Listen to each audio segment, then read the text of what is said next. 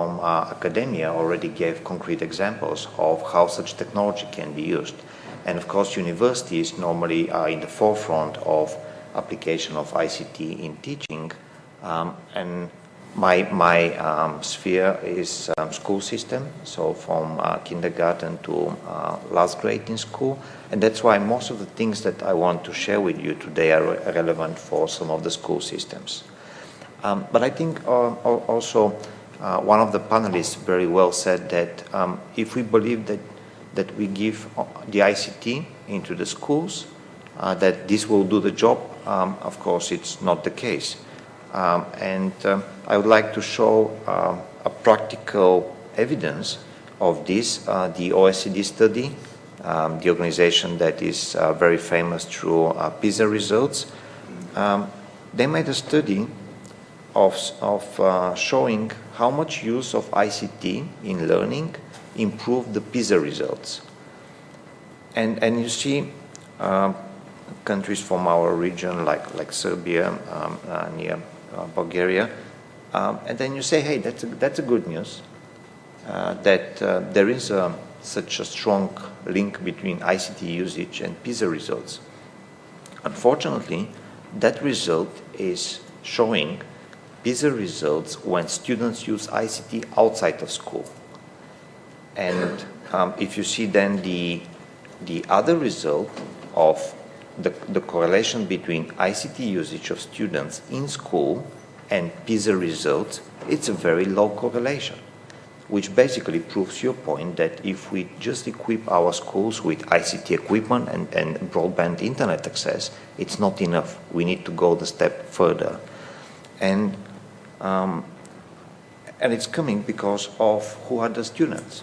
As Vladan mentioned, students of today and especially of tomorrow are very different from the students that we were. That's what they value, that's what they like, that's what they don't like. And all of you know this. And that correlation between the digital lifestyle and the digital work style is becoming very important. So I think the panelists from the National Employment Agency made a very good remark about saying what is the linkage with the world that the students will see when they go outside of the school system, outside of the educational system. And that's why there are examples of schools who are really working in an open office environment, so they're trying to emulate as close as possible the world that the students will see after they graduate their education. And for us, we kind of speak in two different worlds, the lifestyle and the work style. For most of temporary students, it's a one world. It's still me. It's just a few different aspects of me.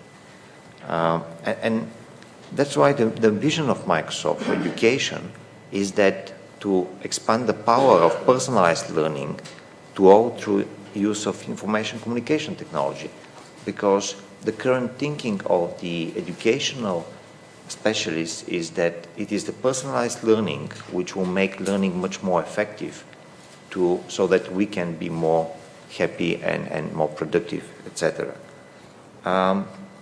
And in a way, personalized learning isn't new. I was told that, for example, Aristotle was the personalized teacher of Alexander the Great. So it's actually recognizing what good teachers, innovative teachers are already doing today.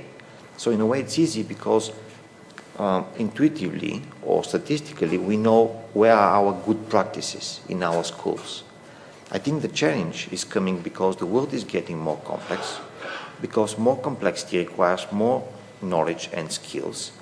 More knowledge and skills requires more education.